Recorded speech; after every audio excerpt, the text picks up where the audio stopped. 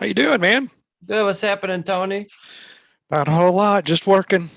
Very good. And where are you working at now? We're still.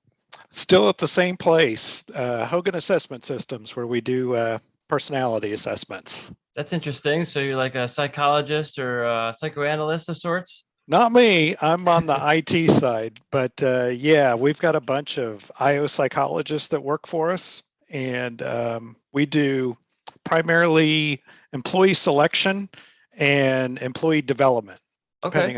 depending on what our clients need for their organization. So it's kind of neat. It seemed like hocus pocus when I started, but it was pretty cool stuff once I started to learn a little bit more about it. Very good. And how long you been there? 10 years. Just Wow. had my 10-year anniversary in May. That's a pretty cool milestone. Yeah, I mean, I must really like it. I'm still there. You don't see that very often. Yeah, most people are jumping ship pretty quick nowadays. I guess the idea is that if you are changing jobs, sometimes you can make a bigger raise than if you stay at the same place and make incremental improvements. Yeah. Yeah. And my wife is kind of the opposite of me. It doesn't seem like she stays anywhere longer than 2 years. But Yeah. so I get used to that. I don't like change very much, and it doesn't bother her at all. Yeah, if you found a good thing, why switch it up, right? You don't know. Exactly. It's like what's the saying? Like the grass is always greener on the other side, or you lose you get escape one hell, but you don't know what the other hell could be. Exactly. Yeah, that's exactly what it's like. All right. And we met at the side of the racetrack, doing some corner marshal stuff. And I see some bibs on your back there on your Yep. wall. Starting a wall. It's got my first one, the one we were at down in Austin, and then my most current, which was back in Austin for the Formula One race. And so you're sounds like you're maybe around Texas. Do you live in there, that area? I'm in Oklahoma, so Dallas is roughly 4 hours from us. We're in northeastern Oklahoma around Tulsa. So it's not really a bad drive to head down there for anything. Austin, of course. I drove down there for the F1 weekend, and that's about 7 hours from here, depending on traffic. So not bad at all. Yeah, not too far. It sounds like the Formula One event was maybe the biggest sporting event of the year. Is that right? As far as Yeah, crowds? that was crazy. I think I heard they had over 440,000 Oof, fans over the 3-day weekend. So, that's amazing. uh, Hi, my name is Eric Swahn. I'm highly involved in the motorsports industry. I own and operate ESR, Eric Swan Racing. ESR has many parts. I sell racing parts online, have a podcast with over 100 episodes. I'm a sponsored professional level racer, work as a motorcycle riding coach for multiple organizations, a race official, motorcycle test rider, and produce marketing and advertising for businesses. After hundreds of hours of podcasting, I'm interested in using my voice commercially for broadcasting, audiobooks, commercials, voice acting, and other opportunities that may arise. Please consider using me, Eric Swan, for your next audio voiceovers. Head over to EricSwahnRacing.com for more information. Friday was kind of a lot of empty stands, a lot more people in the general admission area, but Saturday and then Sunday were just packed, And absolutely packed. I know that volunteers or marshals get in for free, but do you know what the ticket prices were going at for Coda? Man, I think the cheapest ticket may have been well, for general admission, I believe it was around $200 for the weekend, which is Okay. pretty pricey for the amount of on track activity. But I mean, due to everything they've had on Netflix with Drive to Survive, it's just going bonkers for Formula One. Yeah, I That heard was that last year. Sorry to interrupt. I heard last year that one marshal said she was doing a case study on the financials of a Formula One event for her class for college, and she was like some investigative journalist type, and she said they made in profit hundreds of millions of dollars in one Coda event. I would not be surprised in the least. I mean, it is absolutely bonkers. And the one thing that really kind of surprised me was, every big series like that has their merchandise areas, and they had those set up all over. And we had one pretty close to us that we could walk to within 10 minutes. And I thought it was kind of small and not a really good selection, but they had a bunch of hats, and they didn't have prices. So I asked the guy at the counter, what are the hats? And he said, well, it depends on which one. And I thought, oh yeah, of course, Mercedes or Red Bull are going to be higher. I go, well, how about the Ferrari hat right there? He goes, oh, that's $80. Oh boy, $80 for a ball cap. And it's that like probably is not the most popular of the ball caps they had. oh yeah, it's like a $15 hat with a $60 donation. Yeah, yeah, exactly. Yeah. It's nuts, but yeah, they can just they're just printing money. It sounds like. Oh, it's crazy. I don't know. I could never do it. Like with a family, take a family, kind of like going to a professional football game. There's just no way you could do it. And even Yeah. college is kind of like that now. But there's plenty of racing out there to get friends and family involved in. It's just you got to stay away from those big ones like that if you want to save money. Yeah, it's the pinnacle of the sport. They're when I did the Formula One event in Miami this year at the street circuit, and the tickets there were, I think, for general admission going for $900 for 3 days for not That's even getting a seat. that's crazy. That's crazy. And that's all just cement, right? Yeah, it's That's all flat asphalt. ground in the parking lot, street circuit, and some. I think the drivers really like the street circuits because it's a technical course. You can't make mistakes, but there's not a whole lot of passing. Sometimes the racing is kind of subdued, and I don't like street circuits as a fan, as a spectator, just because you can't see as much. Like from my station, from my post, I was on the ground, not in a grandstand, so maybe it was a little different if you're up higher, but I could see 4 seconds of the cars going by, and that's it. It's like, all right, well, wait another minute and a half. Oh, there they are again. All right. Yeah, yeah. No, that's a good point. The natural road courses like Coda are pretty good for fans. If you get high up in the stands, you've got a lot of good vantage points to see different parts of the track. Of course, I was in a pretty good spot. I was in, it was called turn 3, but turn 3 is more like just a little bend. It's not really a turn because they are still accelerating as they get to our post, and you can hear them lift as they start into the S's before they have to get on the brakes. But there were so many fans there that on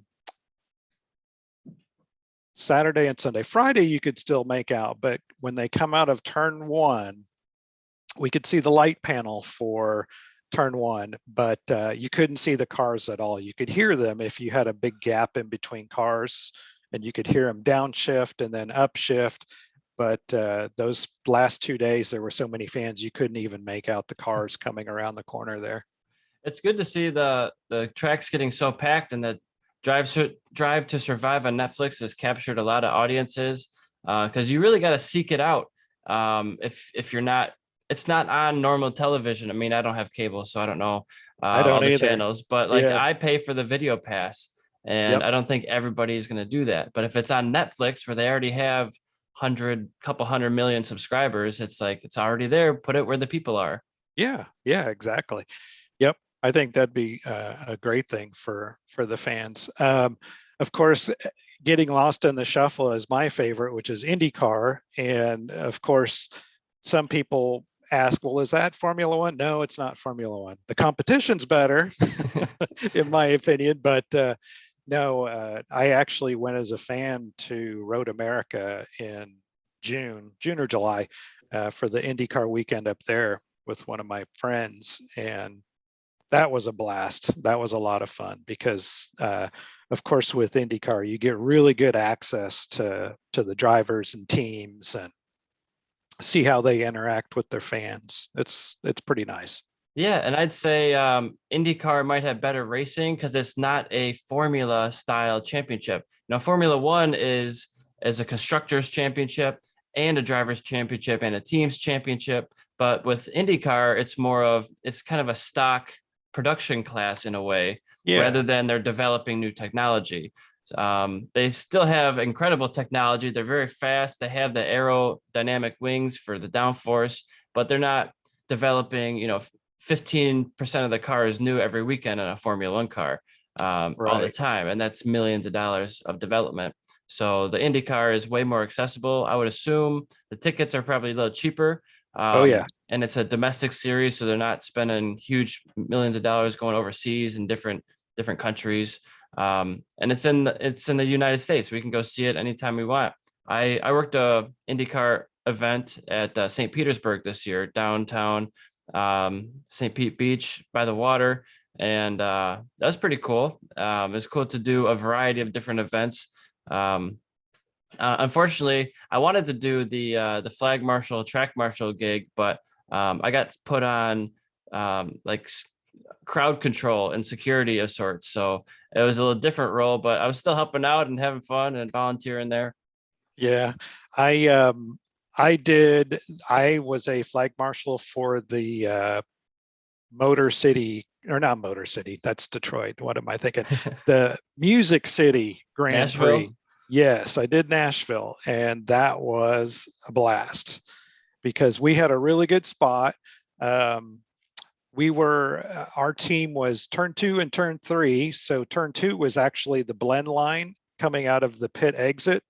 So we didn't have flags at that station, but we were the eyes for the turn 1 flaggers who could not see the car numbers for the runoff area, and also to alert race control if the cars crossed the blend line too early.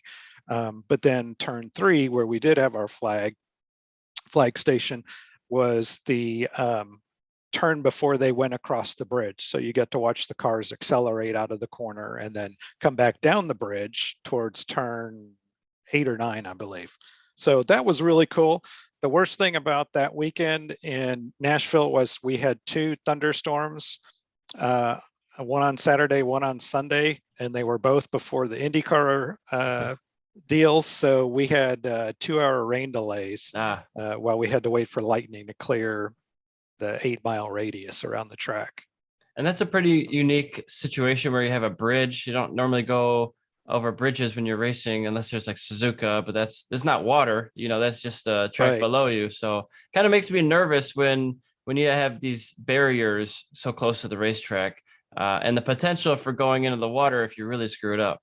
Yeah, it is kind of weird. And I was really worried before I knew my assignment. I started to get concerned. I told my wife, I said, I really hope I don't get a bridge assignment because I'm deathly afraid of heights. Oh And yeah. I don't know what I would do if I got that position. Luckily, I wasn't on that, but the guys that were up there had a couple interesting stories. One of them, he didn't want to talk about it, but on our shuttle back, they got him to open up that he saw 3 vagrants involved in some promiscuous activity on the bank of the river that he will never be able to get it scrubbed from his mind. People are just going crazy out in public. They're doing whatever they I want. know. Big weekend. They're just going nuts. Like let's celebrate. Yeah. But that was a lot of fun. I'm hoping to go back again next year. For that one, my wife went with me, and we rented a small Airbnb on the east Nashville side, which is the same side as the track, and we were approximately 5 to 10 minutes from the track. And oh, nice. Yeah, a couple times she said that she heard the events, and I think what she heard was probably the Trans Am series because they're a little bit of a louder car with the normally aspirated engines and all. But yeah, overall it was a good weekend. Yeah, and they usually have, like you're saying, multiple classes, not just the Indy cars. They have the support classes. I think Porsche series, maybe W series, and some of the events. It depends on each event. Sometimes they take more classes, and sometimes they can't make it. They have conflicting events. Yeah, for this weekend they had it was GT America, So they had and Indy Lights. So we had Indy Lights, which is the ladder series for IndyCar, and they run a completely spec car. Everybody's got the same engine, same chassis. And then the GT cars, they had GT3 and GT4. So you see a lot of the Porsche 911s, and then the step up from that, you have the Ferraris and the Mercedes AMGs, and that was just really, really cool. Of course, you're a lot busier flagging uh, those types of series, but just to see all those different cars and the different sounds, it's pretty cool. Heck yeah. And before I forget, let me backtrack and say I am recording, so we're already live. And this is the EricSwahnRacing.com podcast. I believe it's going to be 119 with Tony Dinelli. So thanks for coming on and talking to me for about an hour or so. Yeah, And just want to get your story and hear about your life and what's going on in the motorsports arena. And yeah, just connecting with people. I've been learning so much doing this. It's like a master's degree in communication. exactly. Yeah, it keeps you busy, and you probably talk to all kinds of individuals. Yeah, it's been wild trying to get a lot of professional racers on here and amateurs, novices and experts and people who make it happen like you and me, but as a track marshal, race official of sorts.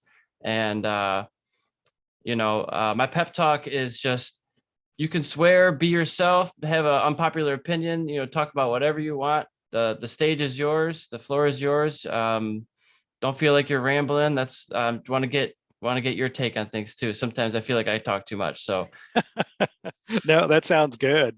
Yeah, so I met you at COTA in April at my very first volunteering as a track marshal. And it was something that, for the longest time I hadn't thought about it. And then I realized how much racing I was watching over the last 5-10 years. And I've always been a motorsports fan. Our dad kind of got us into that, watching the Indy 500 as a kid. That was always on in our house. And then anytime they used to show some of the early Formula One back on local TV on ABC, they would run one of those. And then that kind of morphed into them showing more of the IndyCar series when it was kart. So that kept me interested in open wheel racing. Never really got into motorcycles. My brother was a huge motorcycle fan. Had a Honda CBR. I'm trying to think of what it was.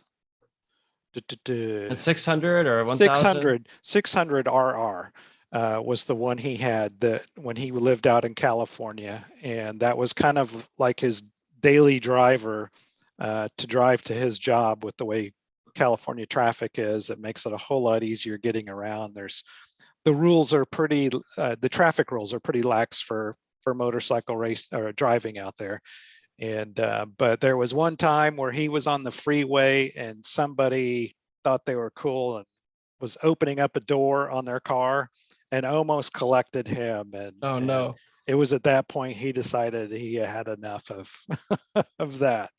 Yeah, you can So definitely get injured out there. People, I even when I'm riding my bicycle, I don't want to stay a foot away from the cars because that they could open a door any second. You can't see them yeah, so well, and you're just putting yourself at risk. So there's a lot of defensive riding techniques and driving techniques for cars that you can use to help keep you safe and keep you out of those situations. yeah. So I started thinking about, well, man, I wonder how those guys get to do the flags. And so I just started Googling information like that. I happened to go to Circuit of the Americas website, and they have a volunteer page where you can submit your email for notifications. And it actually came up, and I got an email for the MotoGP race. Um, and I thought, well, that's kind of cool. I should try and register for that. So I did, and of course, I got the acceptance email, and I'm like, hey, I got accepted. Then I realized, oh, everybody gets accepted because they need people there, and a lot of people don't show or change their mind even before they get to the weekend. And So I got to do it, and you and I were together at turn 11, and still the busiest weekend I've had flagging. A lot of Uh, incidents that weekend in our corner. It's one of the hardest. I don't know about hardest turns, but it's a difficult turn in that there's so many options on entry. It's kind of like a really tight. I wouldn't say hairpin, but it's just a tight corner that leads onto a really long straightaway. So people are losing the front coming in. Some people are losing the rear coming out. And I think it's one of the longest straightaways on the whole calendar for MotoGP. yeah, and it was trial by fire for me because we were swapping the radio and flags. And the first Yeah, time I'm on the radio, we had guys low side and high side, and a little it bit of was just everything. it was just one thing after another. But it was fantastic, and with the added Moto America racing with them that weekend, and the what was the other one? North Just America Talent Cup. exactly. Yeah, NATC. Yep, and then just the standard Moto 3 and Moto 2, it was like not much more than 10-15 minute breaks at most. Yeah, So here's your lunch. Eat it if you can. Maybe eat it later. yeah, so after that weekend, I got a much better pair of tennis shoes for the next time that Oh yeah. that I did it. I definitely did some research on finding shoes that are good to stand in all day. And usually when I'm not flying down to an event, when I'm driving to an event, I bring a anti-fatigue mat, which is beautiful. It's just a little piece of foam. You're standing on it. A lot of people use it for office work if they're standing a lot. But I think it's great. It's doesn't cost very much. Might be No, that's a 20, 30 great bucks. idea. Yeah, And it's and just that an extra shoe, really. yeah, that would have been great for where we were, and then I would have been great when I was in Nashville. I wish I would have thought of that because we did drive to Nashville, and luckily for Formula One, I was in one of those little posts along with three other guys, so we were packed in there. But we had the anti-fatigue mat already in place, so that Oh, worked out nice. really well. Yeah, Yeah. And you said that everybody gets accepted. That's not what I've heard. really. Yeah, typically I think I don't know, a couple thousand people apply, like say at least 2,000 for Formula One at least, maybe even MotoGP, and I think they take about 500. Oh, Now okay. they should take 600 or a higher number than that because I heard at at one of the events like 50 or 40 or 50 people didn't show up because they have emergencies come up or I didn't really want to come anyway and they got accepted. So yeah, there's Yeah. always a percentage that don't show up, so they should be getting more than they need. And then if you have more than you need, then great. I mean, it's all volunteer based anyways. So it's not like it's going to hurt them financially, but they might not have enough accommodations in the dining room quarters or the meeting area for chairs or something. Yeah, yeah, that was yeah, I noticed I wasn't the only new person at our corner. There were a couple others that it was their first time, and one of the younger guys I noticed on Friday throughout the day as the events went on, his whole outlook and body language was showing that he was totally checked out. Yeah, it's physical. I mean, you're not It most of the really time you're is. not picking up motorcycles, although there are people for that too.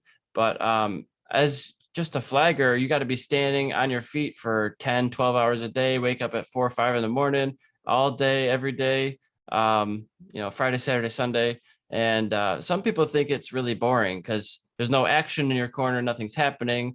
But like I'm staying busy in my mind, like watching all the racers and picking out what they're doing and try to analyze like who's in front and who's passing, even if it's practice. Like you can see, you can learn things. I think as a racer myself, you can learn things from watching these racers in front of you, even though you're not on the track. Yeah, you have a lot of insight coming from the racing side of it, and I know enough about racing to see somebody coming down the hill and thinking, "Oh, well, that guy breaks in a whole different spot than this other guy breaks. He takes a completely different line through the corner." And then you can hear, well, this guy's kind of feathering his throttle, leaving it, while this other guy's just going, he's just turned it all the way open, and It's like, okay, he must have better grip in his bike than the other guy did. He's still got to dial his in a little bit more. But it's really cool to see, like you said, there's always something to keep you busy if you just pay attention to the different bikes as they go through a corner to see what they're doing differently and if they get better throughout their session. Yeah, and really, what race control wants you to be doing is looking at every bike or every car that goes by and trying to pick out their numbers. Now, sometimes you just can't because your position doesn't allow for to see that number plate. But so when I'm going through, I'm like counting every number as I go. And sometimes you can't read them, like 21, 45, 64, can't read it, 24, and so on. And that way, if somebody goes off or just had a crash, you already know what number that was, not the next station down the road's got to get them. Yeah. Or if you can't get a number, get a bike color or a bike or a leathers or a helmet color. And that way you can identify these people a little bit more. And a lot of times I know them maybe from TV or know them personally in the terms of Moto America. So I'm like, I know, oh, that's Ryan, that's Jeff, that's Cody. I'm like, and so you have to be careful not to say their names on the radio because Right. they don't want you to divulge that information. If someone's tuning into our station, we want to have it all be anonymous just by numbers, even though you could look it up. I mean, Yeah. Yeah. local news would hear the names and want to put that out there. Yeah. I noticed in our corner, I know I did. I had a lot of difficulty picking up the numbers because we were so far back in the corner, and by the time they are going into the corner, they're at their closest point, but their number is already kind of turned away, and that was probably the most difficult thing for me from where we were standing. Yeah, sometimes your post just you can't see it, and I have one great eye and I have one not so great eye. So like my vision in my left eye when I was a kid was so bad. I mean, they were doing like eye tests in like kindergarten or something. And okay, put your hand over your eye. Can you read the board? Now do the other eye. Can you read the board? And then they called my mom because I couldn't find the board. I didn't know where the board was when I Oh go. man. So even with that, like it used to be 120 instead of 2020. Hmm. And now it's about 2040 or 2060, something like that. So it's not a great reader, but you don't need to be able to read to when you're on a motorcycle, just seeing objects. And I'm great with Yeah. spatial awareness, but Yeah. Yeah. you can overcome those things by just turning your head a little bit more. We had in when I worked the Nashville race, the corner chief for our corner, he's a really nice guy. Him and his wife were there working as a team, and they travel a lot. They do a lot of IndyCar races, and they also live in Michigan. I just can't remember where they said, but him and I, we did a competition where we would try and pick out the numbers, identify the number where we're standing. The cars are already heading away from us.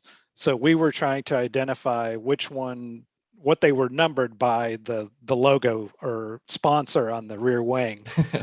And trying to do it as they come by, even at that low speed of a 90-degree corner, was pretty difficult. But something Yeah, else to keep you occupied and your mind alert. for sure. So would you say you have a favorite series that you like to watch, whether it's bikes or cars? It's definitely the Indy cars as my favorite, just because, like you said earlier, it's the cars are all the same. There's no development from week to week, so it really is in my opinion, a driver's series. So the you have your bigger teams like Team Penske or Andretti or Ganassi, but the chances of some of the smaller teams being just as competitive from week to week are there. So there's a good chance that you may be surprised over the weekend with someone that may qualify at the top or finish in the top three in racing, and they are a little bit closer on the track than you see in Formula One.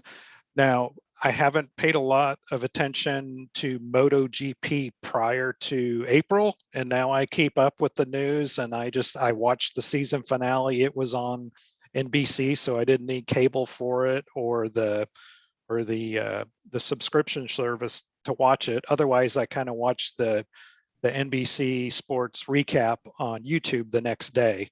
But I've been keeping up with it. I kind of gravitated towards the factory Ducati team just because of the colors. I just thought that red was awesome. But then as negotiations went on, I really like Jack Miller because he did an endo right in front of us at the cool down lap at Coda, and I thought, man, this guy's pretty cool. He lost a couple positions and still finished on the podium, and he's as happy as could be. So Yeah, it's pretty spectacular. Nose wheelie or endo. Yeah, it was cool. But and then I was seeing how Pecco Bagnaia would do with the added pressure of trying to finish out as the champion, and he did. So that kept me interested. And whenever I have the chance to watch it, I'll definitely watch it. Yeah, and it's become like the Ducati show in MotoGP. I mean, in the past years, it hasn't been they haven't won in 15 years the whole championship. So now that they have 8 Ducatis on the grid, they finally got a championship. They have a chance to win it. Yeah. Yeah. I mean, if you have the funds, like why would you only field 2 bikes if you could do more? You know, if you could do 4 or 6 or 8, it just makes your chances that much higher. Yeah. And it was kind of a bummer to see that Suzuki decided that they were going to leave MotoGP, and then one of their riders wins 2 of the final 3 races. Yeah, it seems like such a shame. It's like, wow, you have all this performance and technology that you've developed, and now it's just going to go away. It's just going to be thrown in the trash.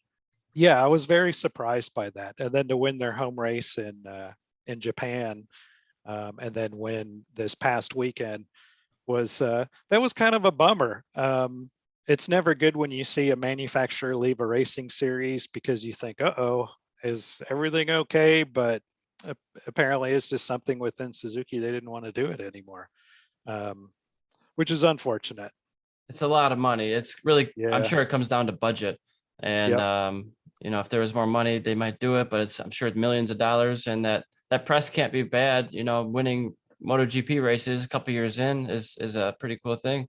Yeah. And then I did see just today, I was catching up on some news, and I saw that they did their first preseason test with their 2023 bikes. And it looked like the Aprilias were doing pretty good as far as early times. Mark Marquez is not happy. Yeah, with his that bike. Honda is a turd, it seems like. Yeah. And then I'm sure Bagnaia was probably hungover, and I wouldn't put too much into his times right now. Yeah, you got to be I mean, imagine you're a world champion. You are the best rider in the world at this current year. That's it's incredible. Yeah, and I think that's kind of cool the way they celebrate that on the track, and they have the gold helmet and all that. I thought that was really cool. I'd never seen anything like that before. So yeah, and even changing the different leathers afterwards, got the gold leathers on. It's cool. Yeah, it is cool. But yeah, it seems like talking about Formula One, it's the racing itself, the battles back and forth aren't always the best and they're trying to make it better, with the new aerodynamic packages that they've put out this year in the new car, to have closer racing. But at some races, you see like the top 7 are the only drivers on the lead lap at the end of the race. Like, well, that's not even close. And yeah, I would just like it to be way closer. And there's some teams that are just never going to win. And I guess agree. That's the nature of Formula One. That's just how it is. But it's like, how do you close that gap and still have it be a Formula style championship, but not have some of the guys getting lapped 3 and maybe 4 times a race? Like, that's not competitive at all. Yeah, I completely agree with you. I think the budget caps that they put in place help a little bit, but it makes the constructor teams like Red Bull and Mercedes angry because they would like to just throw as much money as they could at it and win it, and I can understand that. So really, I watch Formula One for different reasons than the racing. I know that the racing isn't going to be that good. It's really more about the technology, and I did like the new car. I think it's much better looking than the car was in the previous version, and they look good on track.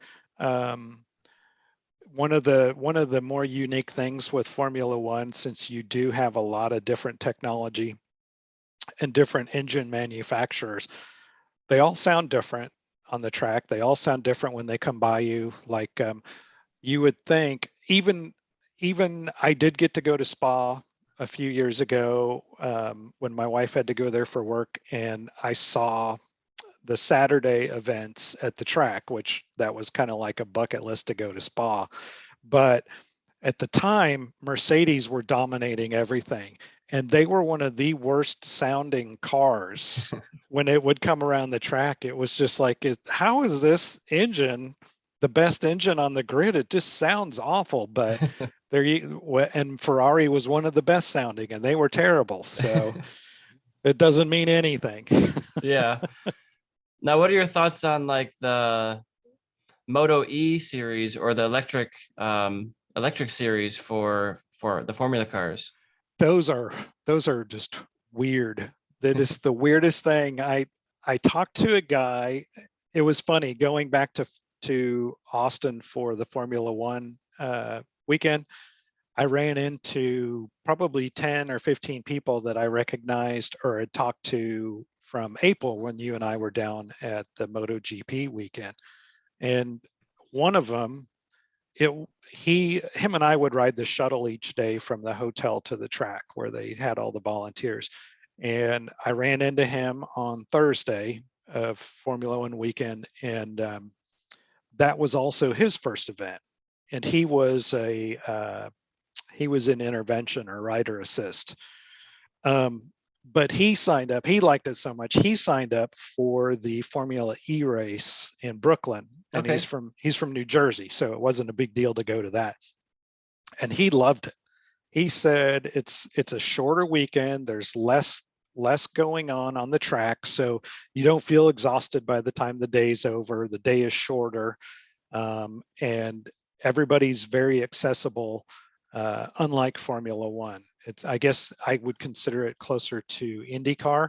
He goes, of course, the sounds themselves. He goes, it's weird because you hear a lot of tires squealing around corners and just whispers as far as cars go. It's like a But whooshing, like the Jetson yeah, like sound. a whoosh, yeah. But I've seen a couple of them. It kind of reminds me of a video game right now. Just the way that they have like a boost area on the track. I haven't paid too much attention to it, but it's very odd. I'll just have to watch more to get a better feel for it. Yeah, But those cars are cool. I mean, they're really cool looking. it's like the forefront of technology right now.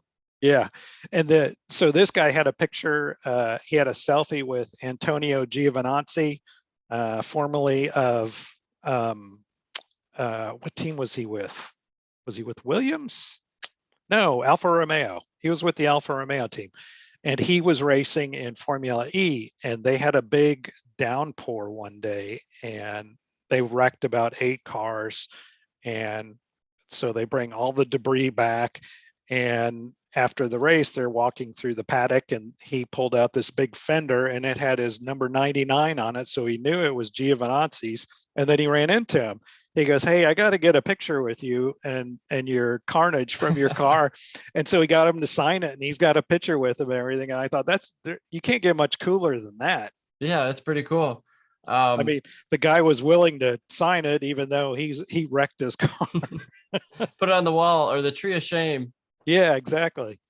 Um, it's cool being around it and finding out all the different positions that you can do. I tried to get into the moto taxi thing where you're on a scooter or a motorcycle or a moped and riding around the outskirts between the barriers, like in no man's land, between the fan section and the racetrack that we are. And I was talking to one of the guys, and he said it's like a pretty exclusive deal. Like all the people who are doing it have been doing it for 10, 15 years. Yeah, that's what I understood down in Austin, that those people have been doing it forever. And it's like a traveling circus. Most of those people travel with the series, and but I found out that's unpaid as well. So I'm like, I'm trying to find like a paid gig to do this. Yeah, I know. And one of them actually, if you are a lift operator, like a JCB operator, crane guy, those guys get paid. I found out. I was like, well, I could have done that. The guy in our corner didn't even have to move, and he had a seat on the crane the whole time with shade. I'm like, that's not fair. Like, I didn't even know this was an option. So although I don't have JCB experience, they had like a 10-minute training session in the parking lot. Like, okay, you're good. You're good. You now. could wing it. Yeah, I partied with those guys after the Sunday Formula One day was over. They were all camped in the campgrounds by the Marshal volunteer tent, and the first thing I said was, "You guys are in the cranes, right?" And he goes, "It's not a crane. Don't call it a crane. It's a lift. A lift, a boom. A lift." I'm like, "Oh, okay, all right." Well, they were down there. They were on. One was at 11 and one was around 15, 16. And they had a big wreck where Fernando Alonso like catapulted over top of Lance Stroll's rear wheel as he cut right in front of him. It probably the I saw that place to do it. Down the straightaway. And those guys they got it cleared up within 2 laps or something very small, but they had to come from quite a distance to get to it. And those probably aren't very fast either. No, they're not. I think they have 4 or 5 gears, but still it doesn't go very fast, and it took them a while to get there, but they got it done. And so they were all reliving that while I was talking to them. Yeah, and it's pretty cool. I've done I think over 20 events now for different organizations as a marshal, and I've been on TV a whole bunch of times. And whether it's sweeping rocks back into the gravel pit from the track, or picking up bikes in the gravel, or just standing at my post and there's a camera goes by, it's I'd like to put a highlight reel together of all the times I've been on TV. Yep, I haven't had that yet. I saw our little post on the helicopter that videos for Formula One. As the cars came on a turn 2, they would show them go under the bridge, and our station was right there, but it was so small you couldn't really tell it was us. But it's you. That's where you I know it's me. Look at that guy holding down the booth there. He's doing a great job. Now, did you do any Moto America events this year? Yep, I did 6 of them, actually, the most I've ever done for a series. So I did start off with Daytona in March, and then I did Road Atlanta in Georgia, Daytona, Florida, and then COTA and Circuit of the Americas early in the season for Moto America and MotoGP. And then I did Barber at the end of the year, Alabama. There was New Jersey Motorsports Park, and I'm missing one of Pittsburgh. Oh yeah. And so 6 out of 11, 10 of them are championship points. Daytona is not.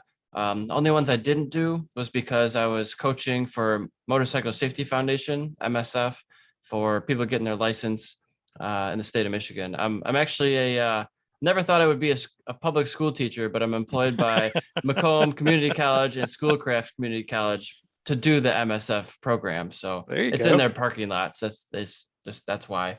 But so you missed the Virginia race where they had the issue after the checkered flag with who's the Italian guy? Tony Elias, was it?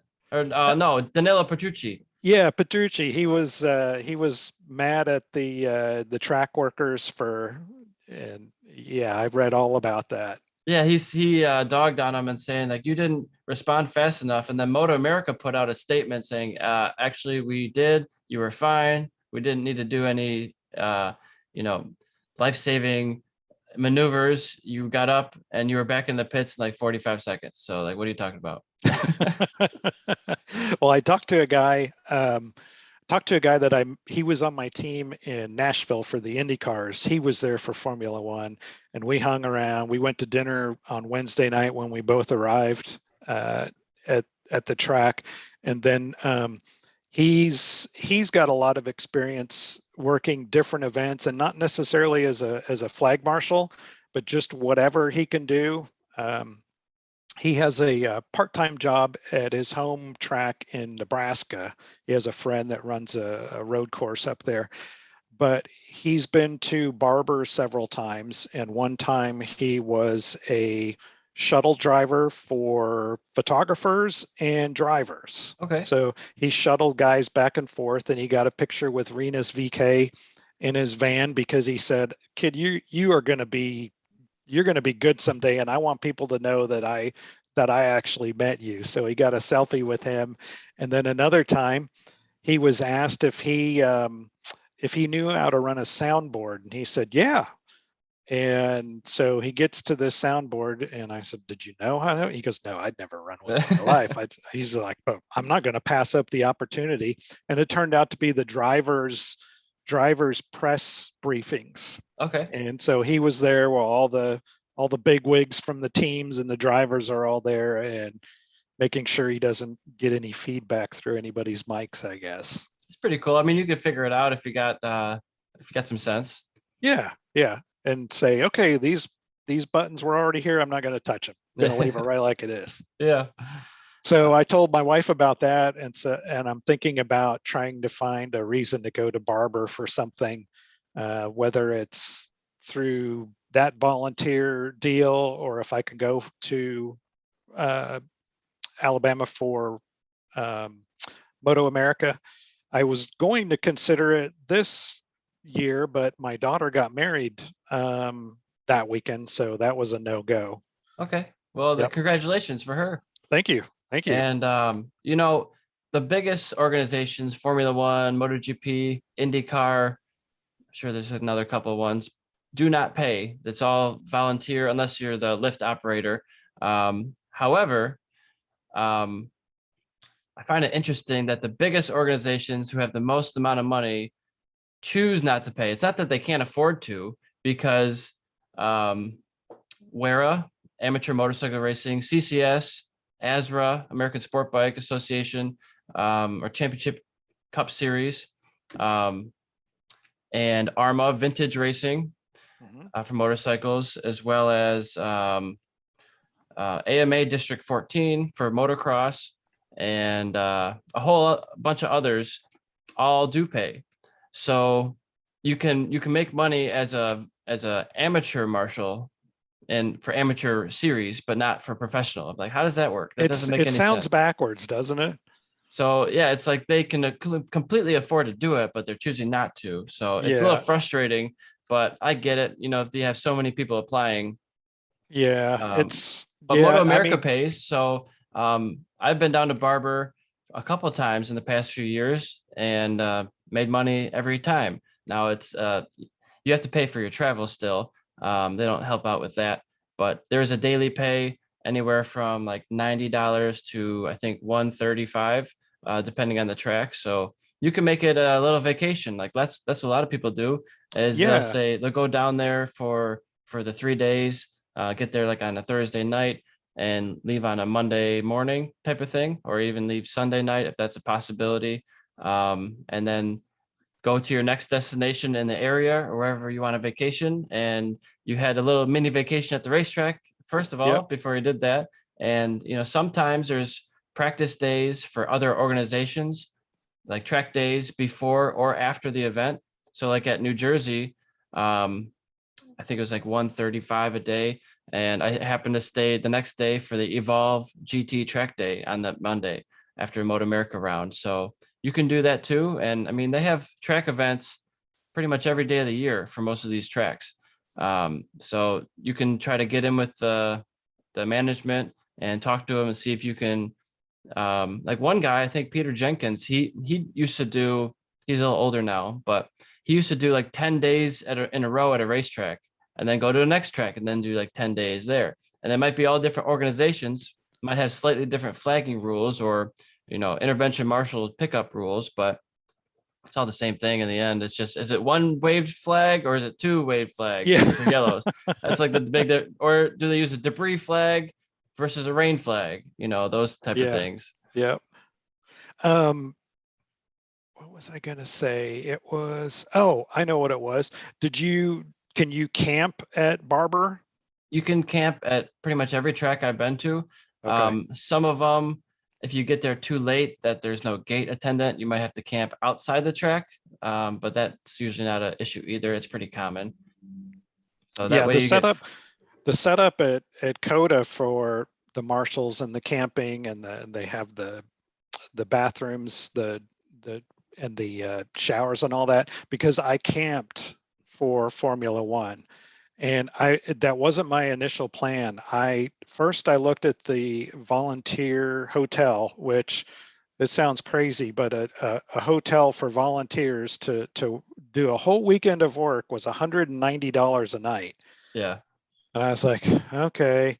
And then I had a flight, and then I'd have to Uber to that. And then I thought, well, wait, maybe I can find an Airbnb. And I found an Airbnb room that had a private bathroom. I thought, oh, that's great. It's only $60. And I'm within a mile and a half of the workers' hotel. So I could get over there and then take the shuttle to the track. And then probably 4 days prior to the event, I started thinking, this is ridiculous. This is way too much money. I'm canceling all of it. I'm going to drive down there because 7 hours is nothing. And I'm going to camp.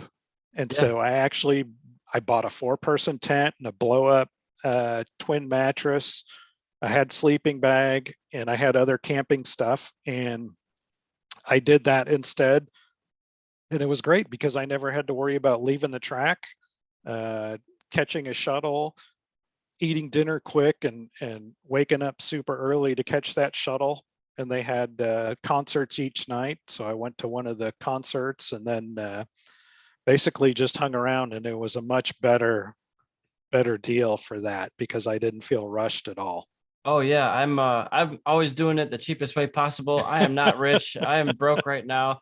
And so probably from doing so many volunteer weekends, I did a little Yeah. too many. It was kind of stupid on my part, but it was a lot of fun. And I got that on my resume now, like MotoGP, IndyCar, Moto America, Marshall. Yep. That's what I wanted, and now I got them. And you can't take that away from me. Nope. But I always did it super cheap. Only time I got a hotel, I think, in all the marshaling that I did was at Miami because it was a street circuit. There's no camping available. No. So I would just camp, and I flew down because it's coming from Michigan. It's pretty far drive to Texas, but I just brought one backpack because trying to save money on the carry-on, just one backpack. I have a backpack tent, a really small blow-up mattress that's like 20 breaths mattress. You blow it up yourself. I don't have a pump. You're not supposed to use a pump with those. And yeah, just roughing it, just doing it the cheapest way possible. And I walked from the airport to the racetrack. That was insane. I looked that up after you told me, and it looked like it was around 9 miles to It get was from yeah, it was quite a bit. It was, I want to say I got like 30,000 steps that day. Yeah, I believe it. It's a long ways. I was hurting, but just from walking. Yeah, no kidding. It's not a big deal just to walk that distance, but now you have a whole backpack on your back that's pushing down on your hips and everything. Right, right. Yeah, I didn't do that, but I made it. And then on my way home, there was a chance of rain Monday morning. So I got up earlier and I got everything put away in my car and headed back. And of course, I did hit rain around Waco, and I got to Dallas, and I was in traffic downtown Dallas, and our car it's a older Mercedes. It's a 2004, and it has a big circle in the middle of the speedometer, and it was lit up red with the battery, and it says visit workshop because all the German stuff, it's like you call it a workshop. Okay.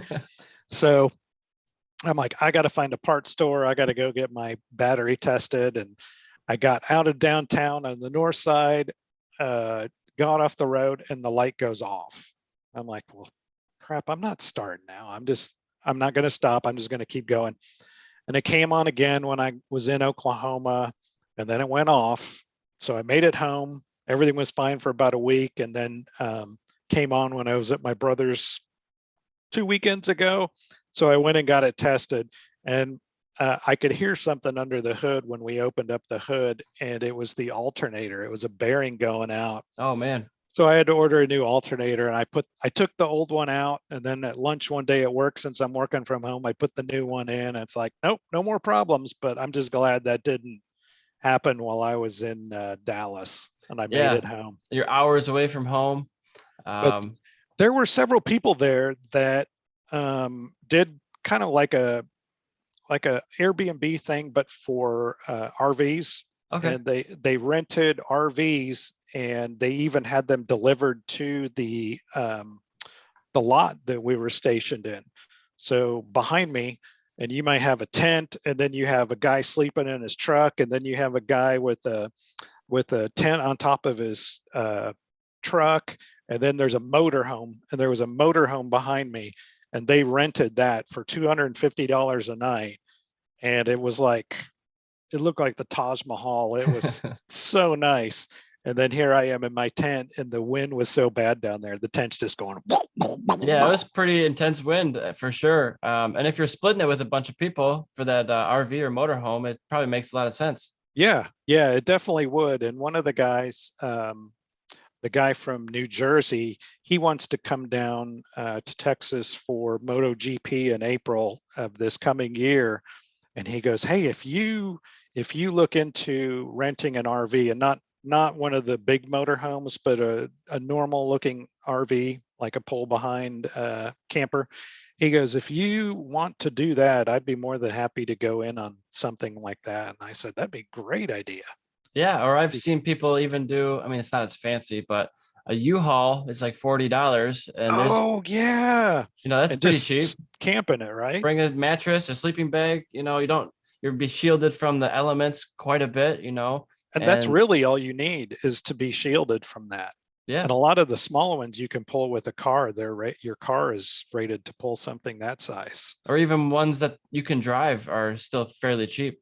Yeah, yeah. I mean, that's a great, man. I'm glad you mentioned that, because Yeah, I could definitely do that. for sure. It's just about giving information.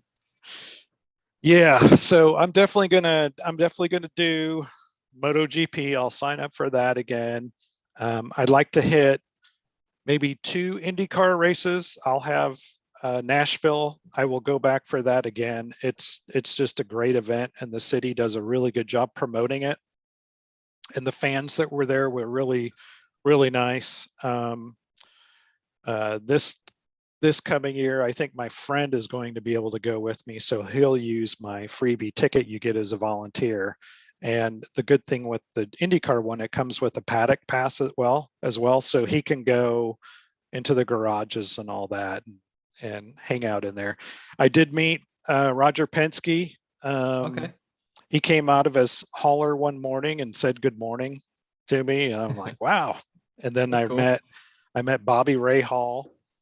Got a selfie with Tony Kanaan and James Hinchcliffe. They were just kind of talking over by our station, so I went out and said hey to those guys, and met a couple other drivers.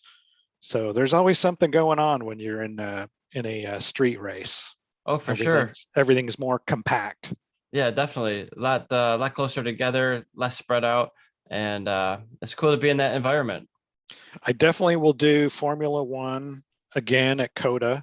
They did tell us in our last morning meeting pre-race that we will get an email for the upcoming races this next season, and that includes Las Vegas. So I may register for that one, since we will have kind of like first dibs to get on the list. But it just depends on what kind of room situation that they have for us, because Vegas is one of those places where you can't go cheap. And when there's a big event in town, everybody raises their prices. Even the chintzy hotels do Oh, that they're too. So expensive. I got yeah. I got some information about Vegas. I'm pretty excited about. I don't think I've talked about it yet on here. But I went to Vegas about a month ago, and for a job opportunity, for a interview and evaluation. It's for a place that does exotic car experiences on a racetrack. They own the track. They have a go-kart track. They have an off-road experience. They do the supercar experience, and they do the drift experience too. And it's the position is it's a coach for the supercars. They do like Ferrari, Lamborghini, McLaren, Porsche, Ford, a bunch of others, I think.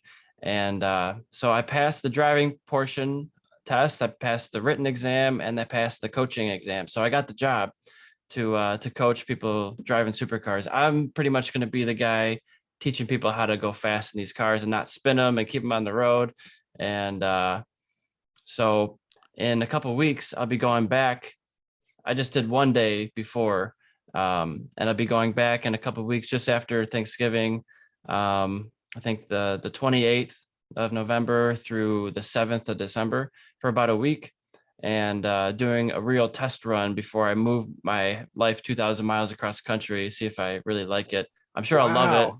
but so it's like 3 days of training, and then I'll be working for a week.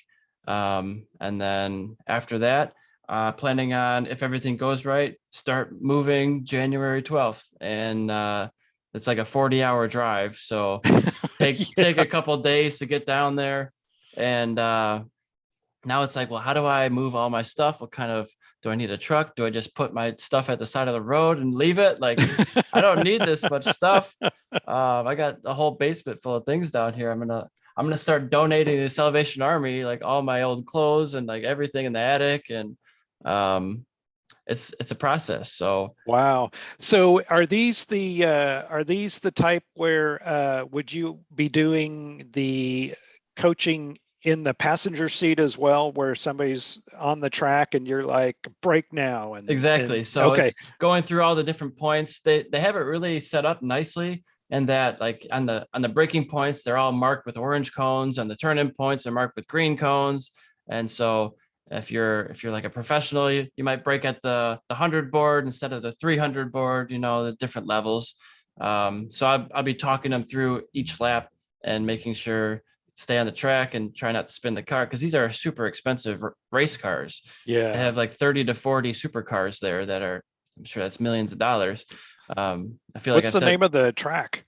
it's Speed Vegas Exotics Racing. It's Okay. South Vegas, and it's like such an opportunity. I can't pass that up. I'm not actually going to miss you by much. My wife and I are going to Vegas with some friends who have a son turning 21, and he'll actually be 21 by the time we go. But it was always a trip that they were going to take him to Vegas for his 21st birthday. Yeah. So we're going to be out there December 18th through the 22nd. So we're Okay. just missing you by a few weeks. Yeah, pretty close. And when I first went down there, I tried to find the cheapest hotel possible. And when I got to the room, I was like, this is not the cheapest I could have gone. Like, it was really nice. Like, I had a kitchen, I had a stove, like I had like a living room, I had a bedroom and a dining room. I was like, That's and like a suite. I had 2 bathrooms. I was like, I don't need half of this. Like, this is Yeah. ridiculous. And but I couldn't find anything cheaper. Every time you go like online searching for a hotel, it says this is the price. And then you get to the buy page, it's like $70 more a night. Like, what? How did that happen? Like, Yeah. because there's Well, like a plus, resort fees that they don't put oh in yeah, there. yeah. Well, you'll be able to continue the rest of your stuff too while you're out there, right? Because you're all remote for your business and Yep. podcasting and all that. Yeah, So so I can still do the podcast. That's although I don't know the audio environment I'll be in, if it's an apartment. There's very few cheaper houses. Like I expect I'll probably be in some sort of condo or duplex or right, apartment style, which is fine. I just want to have a garage, so I have to sell some of my stuff in my garage and all that too. Just like the logistics are a little difficult right now. But yeah. so my business right now, I'm looking over here because these are all my shelving units, but I have 8 rows of shelving, 7 rows of shelving, and with takeoff tires, like over here, as you can see, for sale. But that's all going away, and that was the plan anyways. By the end of this year, my plan was to get rid of all physical inventory so that I could just be solely online. Because when I'm track marshaling, I'm in states away. I can't ship orders every day. So for those instances, I just put my handling time like 5 days out. So I'd have time to come and it wouldn't be late technically. So yeah, I'm getting rid of all this stuff. I've bagged up all the clothes that were for sale. I've delisted all the physical inventory from Amazon and eBay and my website, shopesr.com. You can get to those all through EricSwahnRacing.com. And yeah, you can always order direct from me. I'm an authorized dealer of 35 brands now. Most of them, I think 22 are motorcycle racing parts and gear, accessories. Do some car racing parts, a little bit of mountain bike, and a little bit of motocross. So trying to stay motorsports related. But yeah, even my business is in transition because the inventory management software I was using was like $750 a month or something like that. And it's just, oh, wow. I'm not selling enough to make it worth doing that. So, right. So I just fired them, and they were like an inventory management team of people that would kind of help you, but it just wasn't, I'm not selling enough to justify that anymore. I mean, some months are great, like $16,000 a month in gross sales. Some months are terrible, like $1,000 a month. It's all over the board. Yeah. So it's tough starting any sort of enterprise like this. So what is your outlook for marshaling next year, since you'll be heading to Vegas and you think you'll be able to hit maybe a few less or yeah, so I got a lot of things coming, man. Since I'll be in Vegas, I will probably do the Vegas round for Formula One. It makes sense. I'm already in the same city. Yeah. But probably do way less marshaling because it was never like a career oriented thing. It was more of like, I really want to do this. I want to see what it's about. And I'm just not in a financial position to be able to volunteer my time. Like I like to say I'm a paid professional. I'm not a volunteer. Right. You know? Right. So probably do less, probably be more out in the West Coast. Although I accepted another position in addition to the supercar one, which is really cool. I haven't done it yet. I still got to pass all my homework, but they offered me the job as well. It's called California Superbike School. They operate in, I think, 5 or 6 countries and 11 states. So although it's California Superbike School, it's, not just in California.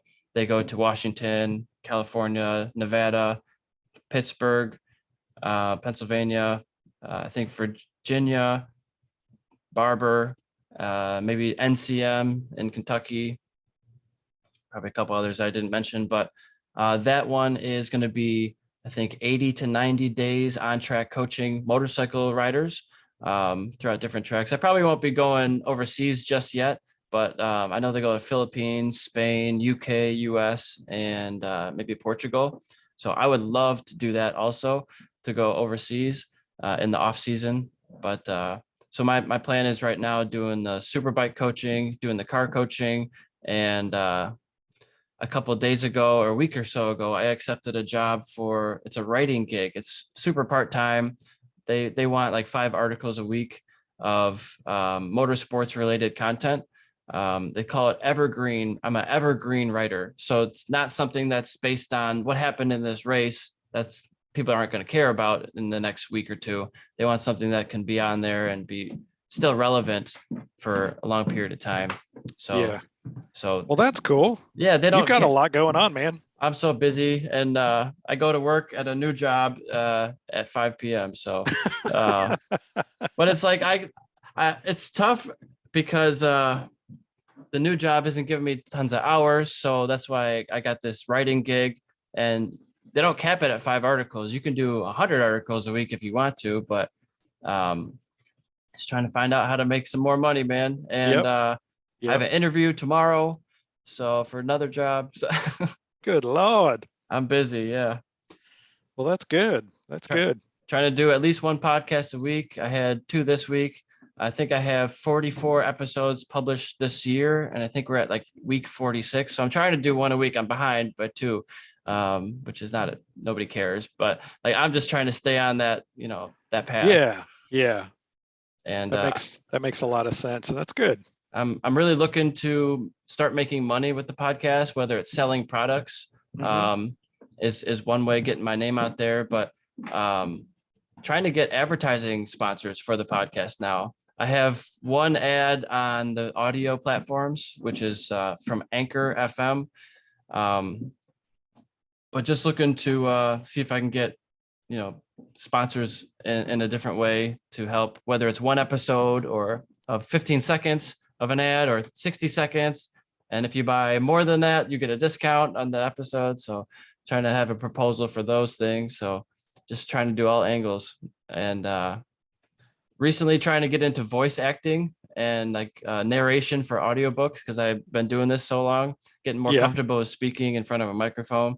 So I did an audition the other day for an audiobook. I didn't get it. It was my first audition, but sometimes like a book could be anywhere from like an hour to 30 hours of reading or more than that. So they all have different price points. Some of them are like based on $50 an hour or up to $400 an hour. Some of them are will pay you X amount per book, and it happens to be however long you take to get it done. So I'm just trying to figure out how I can make money doing things I don't hate. And this could be something really cool. Like maybe I don't have the best voice ever. I'm not like a Denzel Washington type of character, or, something like Morgan Freeman. But like, who knows? Maybe somebody will pick my voice, my audition. You never know, man. You never know. And so you got to edit it and splice it all together and make sure it's, there's nobody flushing a toilet, because that's probably just heard the water trickling down. Or like I live next to a main freeway. That's not ideal, but like I've changed the mic settings so that it cuts that stuff out a little bit. I couldn't hear it, by the way. Oh, good. Yeah. Yeah. So it works. Awesome. So I'm just trying different stuff. Well, that's cool. I think that coaching stuff is really, really neat. Hell that yeah. definitely sounds like something that fits into your wheelhouse. Oh yeah. And like, I don't have an incredible amount of car experience, but I'm, professional level motorcycle racer. I got a simulator in my living room that's high end, which really translates well to car driving. I've won a go-kart championship, and the fastest way to become a car driver is through go-karts. So I've excelled through that avenue, and just trying to make the next step. I would love to be a professional car driver too. It's just motorcycles were always cheaper, so I always went that route. Yeah. That makes total sense. Well, I'll just be flagging your events. I won't be. I won't be behind the wheel. You have any? Too old for that. Oh, you still got another 45 years. Yeah. No, everybody just starts at their own level and works their way up based on their want to go faster. Some people want to just go to the track once or twice a year and just see what that's like. Some people want to do 90 days a year, and do, the full racing. So everybody has different desires. Yeah. My wife, she had retinal detachment surgery a couple of years ago, and her surgeon here locally, he races, and all his kids race, and they all have nicknames. They have legal names, but they also are known as, like, one is Senna, and they all have racing nicknames. Yeah. And it was this past February, the Roar before the 24. Him and his son, they have a LMP3 car, which is the lowest of the LMP models, I believe, and they raced in it. And of course, his son never got to race because his dad wrecked in the rain. And we saw him get out of the car, and he was mad. And I was like, man, that's a heck of a hobby to have. It's expensive. Yeah, for sure. It's very pricey, especially like that's a prototype. You're getting into prototype land with that. Yeah. But yeah. I mean, if you're a medical professional, chances are you got the money to do it. Yeah, he's in a good field. Yeah, I sometimes I wish I would have finished college because I was going to school for mechanical engineering. I did 65 credits at Oakland University, never failed a class, but right as I was getting into racing and starting to win a lot of stuff is when I took a break and then never went back. But Oakland University doesn't offer associates, but 65 is, I think, enough to get one. It's just you have to do transfer and go to new college, do 2 more semesters, I think, to get Yeah. a piece of paper. Yep. Yep. That sounds about right. But it would have been nice to get that degree. I probably would be doing some sort of engineering or something or testing.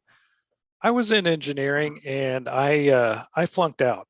I didn't do very well in it. It was a lot uh, more than actually my eyes were bigger than my stomach kind of thing. Once I got into the engineering sciences, I've made a terrible mistake kind of Yeah. thing. Yeah. But oh, it all works out some way. Yeah, I'm not a huge fan of like calculus and trigonometry and like the what's the cosine of a sine is a tangent or something like that. Yeah. Yeah. That's doesn't sound fun to me, but getting to work with the car sounds fun. Yeah, that would be a lot more fun. Yep. And I've never how do you say it? I've never claimed that I'm a professional level mechanic, but I'm pretty much YouTube certified by this point. Isn't that great? I mean, You can learn so much. I wasn't going to do my alternator on our car just because when I looked in the engine compartment, it's like I don't have any room in here. And I thought, well, before I go to the mechanics, I'll look it up on YouTube. And then I realized what he had to do to get it out. And I thought, I can do this. I'll save $300 by doing this myself. So I was basically out $200 for a alternator and maybe at tops 45 minutes of my time. Well, that's not bad at So all. Yeah. no, not bad at all. So I can mess around thanks to YouTube. And those mechanics, they charge, or the shops do, like $100 an hour, $150 Yeah, an hour. cheapest ones you can find are 80 an hour, and Oof. it's really hard to find anybody that cheap anymore. And how much do you think the mechanic is getting out of that? In those shops, probably next to nothing. Whatever pays his normal hourly salary, because those guys aren't, they're not salary employees. They're Hmm. hourly. Oh wow. Yeah. But I've always said, I can't work on it fast, but I can make it go fast. Yep. I know how to make it go fast, but yeah. I mean, I've built a motorcycle several times from the frame up and, done engine swaps and things like that. But you see some guys at the racetrack do an engine swap in like 45 minutes. I'm like, give me a week, different Yeah. time scale, but I That's could do it crazy. all. Yeah. It's That is just, crazy. you blow an engine in practice, you got qualifying next, you got a time crunch. Yeah. There's not a lot of time. So And uh, why does it look like all their shops look like you can eat off the floor? They're that clean, even on a race weekend. it's about image. It's about how you look from the outside. They do um, well, when they stage all the vehicles and all the semis, they're coming from all across the country. That's a lot of bug splatter that happens between Alabama and Washington. And Yeah. so they clean soap and water and sprays and different chemicals, I'm sure. They clean all the trucks before they even get into the paddock. And like the engine builders and all that. There's a buddy of mine who has a room in his house that's dedicated to all his mechanical work and engine builds, and it is spotless. It looks like a laboratory. Like he's super anal about the not you can't. I don't know if he has like booties when he comes in Yeah. there No with his kidding. shoes, but it seems like that's the level. Like no debris, no dust, no nothing, because your engine cares.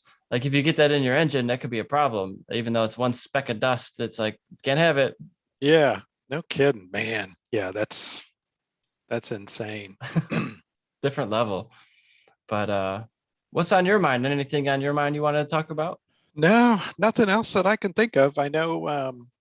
So I I hit two races as a fan, and then I hit the 3 as a Marshal, so five total events. And I may try and add one of the 2 Indianapolis Grand Prix from IndyCar, which are either there's one before the Indy 500 and there's one after the Indy 500, and it just depends on the dates for those and what we've got going on here locally. I'd like to do that, but I'd also know that there's not much camping for Indy. They said that the facilities are very, well, there just aren't any facilities from what I've heard for camping. So that might be out. We'll just have to see.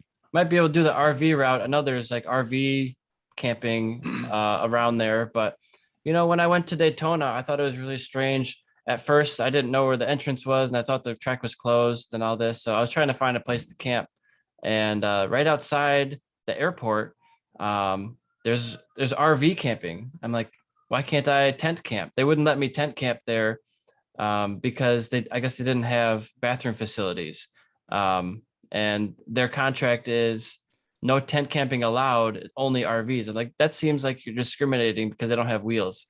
It didn't make sense to me, but they have a contract with the airport that they don't allow tent campers for some reason. That sucks. Like, do you just want me to go sleep on a park bench or something like that? I don't have a hotel. Like, no I kidding. Just ended up walking closer to the track and flagged down some maintenance worker. It was like 11 p.m. at night, and he's like, "Oh, you're a flagger? Yeah, come with me. I'll drive you in there." I'm like, "Oh, sweet, even better. I got a ride to the campsite." Yeah. And then a couple people tried to tell me that I should try the 12 hours of Sebring. Yeah. In the spring, but I'm just not sold on going to Florida, especially like F1. I will probably never even attempt the F1 race out there because of the humidity. Oh yeah. It just takes it out of me. I mean, Texas was perfect. It was nice and dry. Nashville was very humid because of all the rain we had. And then if I get the Vegas one, that'll be nice. That's at night. And it's so dry out there. I wouldn't have to worry about it. But yeah, I like Florida. I think Florida is pretty cool, but I was considering moving to Florida.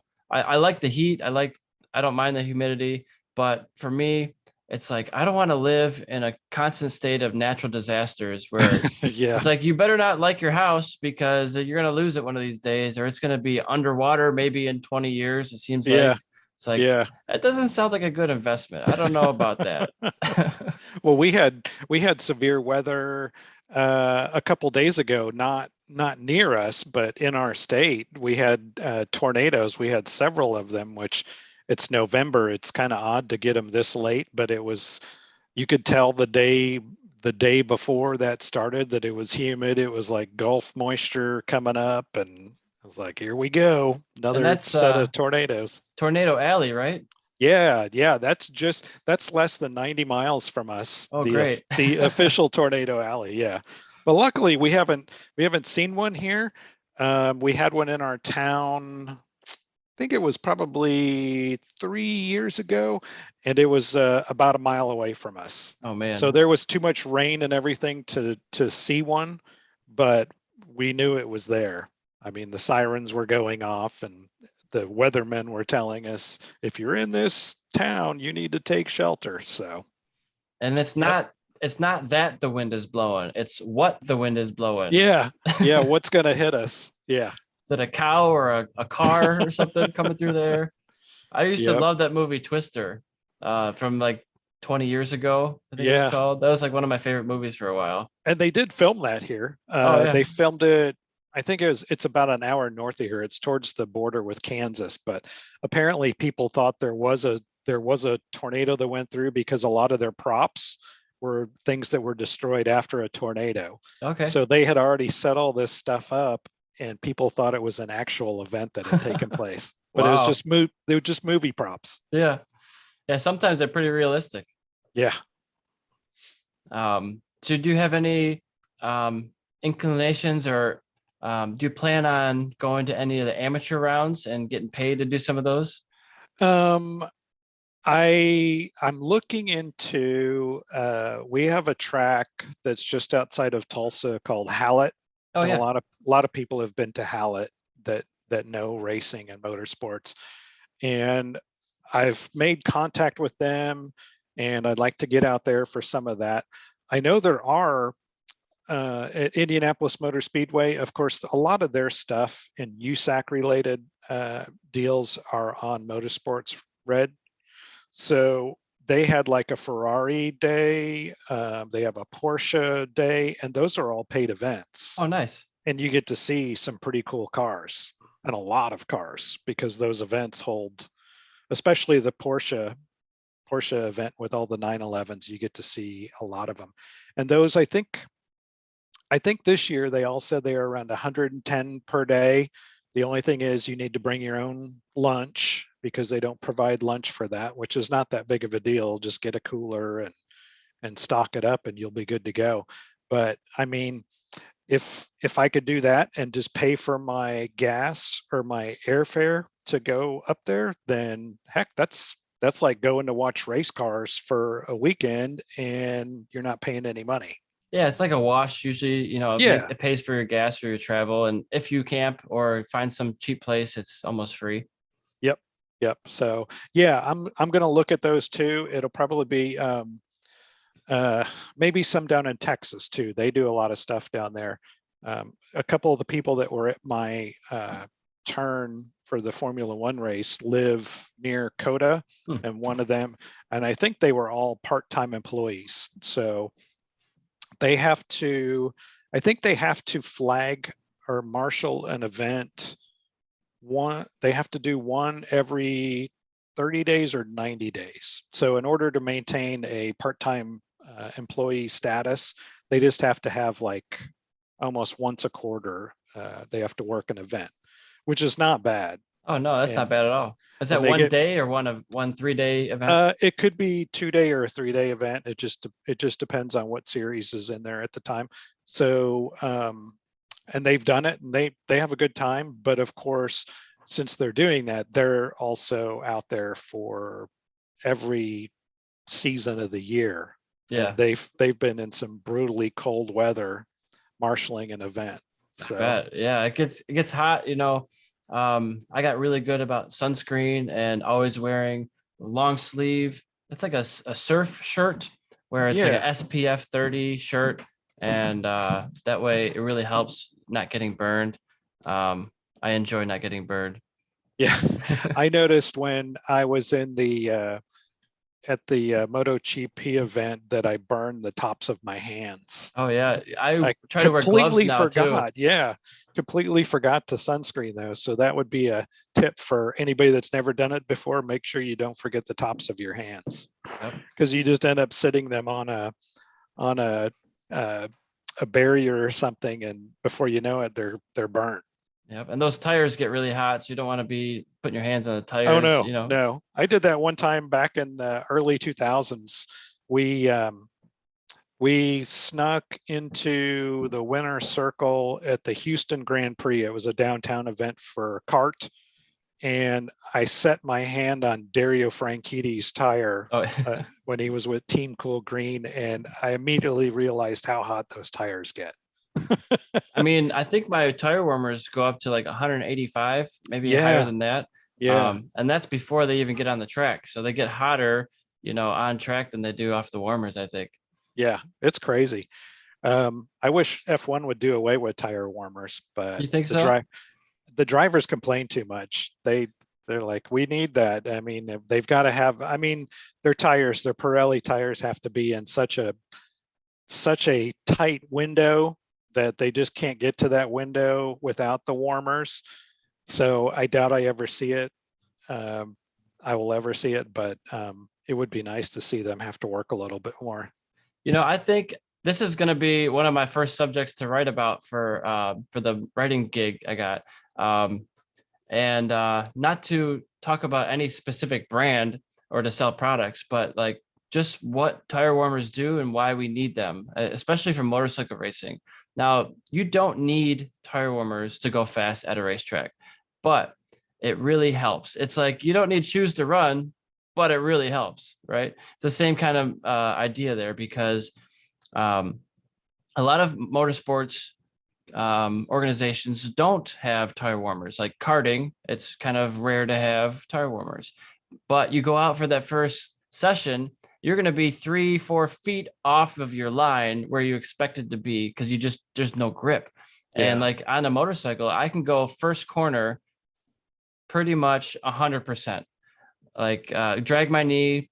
Some people are dragging their elbows, like full lean angles, first corner. Whereas if you don't have that, you better take it easy. You better warm up both sides of your tires well, because like at Valencia, where they just did the MotoGP race, they have a couple left-hand turns. The first time you get to that right-hand turn, your tires, even with using warmers, are not at full temperature. So you see a lot of cold tire crashes, even coming off the warmers. Imagine if you had no warmers. Yeah. It's really just a safety thing. It prevents unnecessary crashes. It keeps you online better. It's way more predictable. And, it's, it just feels so much more comfortable as a racer. Like I wish they all use them. Even karting, I think I would like to have karting tire warmers, because the first couple laps are terrible. It's like you're way off your pace. Now I understand everybody has the same playing field, but it'd be cool if you just raise the playing field a little higher. And the thing about, for motorcycles especially, and I'm sure the same thing applies to cars, is it's not just your tire carcass. It's not just it's not the surface temperature of the tire. It's the entire carcass, as well as the rim.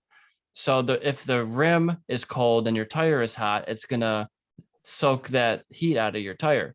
So it's about keeping the rim as hot as possible too. And so now you see in motorcycle racing, they have covers for the entire rim of the motorcycle, so that it's like all in one blanket and all heating it up simultaneously. So they can't have wind pass through there and cool it down. So I just think it's interesting, and I love hot tires, hot sticky tires.